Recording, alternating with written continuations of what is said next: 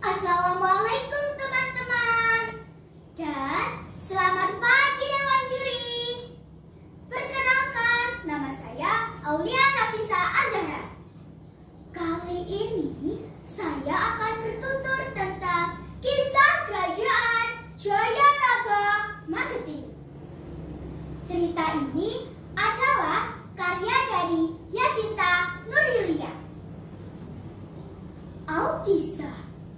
Terbentuknya Telaga Sarangan yang melahirkan sebuah kerajaan yang bernama Kerajaan Jayanaga Mageting. Didirikan oleh Jaka Lelong, putra dari Ki Pasir dan Nyi Pasir. Inilah kerajaan siluman pertama di Nusantara yang dijuluki Kerajaan Para Naga. Jaka Lelong adalah seorang siluman naga. Ia menikahi putri dari tabib kerajaan yang bernama Kaning Ayu.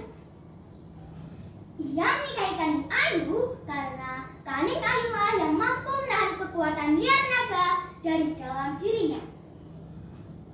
Setelah penantian selama 1 tahun, mereka berdua dikaruniai seorang putri yang bernama Kencana Ningrat. Ia adalah satu-satunya pewaris tahta Kerajaan Jayanaga Mageting. Namun sayangnya Kencana Ningrat adalah orang yang bisu. Selain itu juga memiliki fisik yang tidak selayaknya manusia biasa. Iris matanya jauh zamrud, kulitnya putih pucat, dan beberapa bagian tubuhnya bersisik naga. Hal ini menyebabkan Kencana Ningrat sering mendapatkan ejekan. Kencana Ningrat diangkat jadi ratu kerajaan Jayanaga Mageting setelah 1 minggu kematian kedua orang tuanya. Ia bersumpah bahwa ia tidak akan menikahi siapapun. Rakyat pun mencaci makinya dengan kata-kata yang menyakitkan. Padahal pada masa pemerintahan Ratu Kencana Ningrat, ekonomi kerajaan semakin membaik. Perluasan daerah semakin lancar, perdagangan menyebar, dan hasil bumi melimpah. Rakyat jelata maupun bangsawan mendapatkan pendidikan gratis dari kerajaan. Namun, rakyat tetap menghina pemimpin mereka karena tidak mau menikah dan memberikan keturunan. Saat sedang bersantai di pinggir Telaga Sarangan, ia bersenandung riang, seolah tidak memikul beban yang berat. Tiba-tiba, netranya dikejutkan oleh sinar yang memancar dari sebuah gua yang dulunya tempat tinggal Ki dan Nyi Pasir. Diambilnya asal sinar tersebut, dan ternyata sinar itu memancar dari sebuah bunga. Di tengah keterpanaannya, tiba-tiba terdengar suara. Kencana Ningrat, jebun tanduran kembang iki. Tanduran ing sumur sajedhahing kebun kerajaan.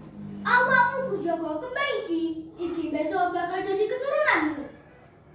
Dibawa pulang tanaman bunga tersebut dan ia menanamnya dekat sumur kerajaan. Dijaga dan dirawatnya tanaman bunga setiap hari sehingga tumbuh membesar. Setelah 9 bulan lamanya, 7 tangkai bunga semakin membesar. Saat Kencana Ningrat ingin melihat tanaman bunganya, ia terkejut.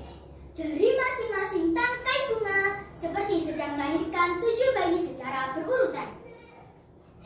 7 bayi tersebut terdiri dari 4 bayi laki-laki dan 3 bayi perempuan. Kencana Ningrat pun merasa sangat bahagia karena ia sekarang memiliki keturunan yang akan mewarisi kerajaannya. Namun kebahagiaannya tidak berlangsung lama. Siluman dari kerajaan lain datang menyerang kerajaan Jayanaga Mageting secara tiba-tiba. Karena tidak adanya persiapan, tanpa disadari, pasukan dari kerajaan Jayanaga Mageting hanya tersisa Ratu Kencana Ningrat, Panglima Perang, dan tabib yang menjaga 7 bayi Kencana Ningrat. Kanjeng Ratu,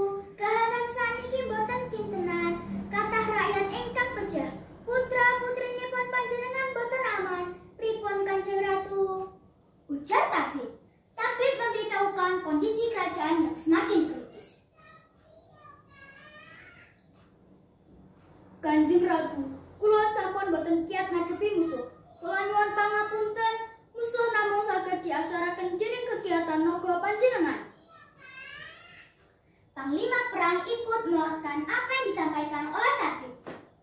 Ucapan tabib dan panglima perang membuat pikiran Kencana Ningrat berkecamuk. Akhirnya dengan bahasa isyarat ia berkata, "Aku akan menjaga kerajaanku. Tapi ingat pesanku, jika aku sampai kalah dan tewas, maka kerajaanku akan dipimpin oleh panglima." Dan kepada tabib, "Tolong bawalah anakku ke puncak Gunung Lawu. Didiklah menjadi orang yang baik agar nanti mampu memimpin." Itu saja perintahku. Terima kasih semua sudah membantu menjaga kerajaanku. Aku ratumu pamit. Kencana Ningrat pun berubah menjadi naga yang sangat besar. Ia melawan musuh dengan sekuat tenaga. Kekuatan naganya tak mampu dibendung sehingga musuh kalah. Namun dalam pertempuran Kencana Ningrat juga tewas. Setelah keadaan kerajaan berangsur membaik, kepemimpinan kerajaan diambil alih oleh si panglima perang. Sedangkan 7 bayi Kencana Ningrat dibawa oleh tabib ke puncak Gunung Lawu. Mereka di sana diberikan ilmu kependidikan dan ilmu kepemimpinan. Warga kerajaan sangat menyesal karena selama ini mereka telah menghina pemimpin mereka yang mengorbankan dirinya demi kejayaan kerajaan.